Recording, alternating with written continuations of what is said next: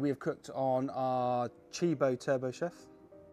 The dish that I chose today is Cornish sardines, sweet and sour peppers, and in there we've got some really nice pine nuts that we roasted in the CiBO, and some raisins. We've also got some picked herbs. We've got some charred cucumber, and we've done that with some really nice toasted sourdough with some nice rubbed fresh garlic on it. It cooks 3 different ways. There's the heated base, there's the microwave, and there's the hot air.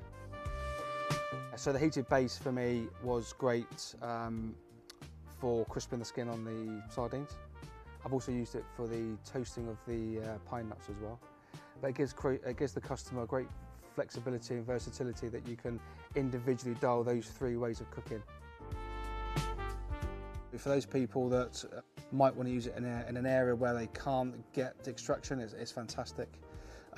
Say something like a sports stadium or maybe a shopping mall, something you can kind of get under the stairs or the escalators, that you can just, as long as you've got a 13 amp socket, you can pretty much put it anywhere you want.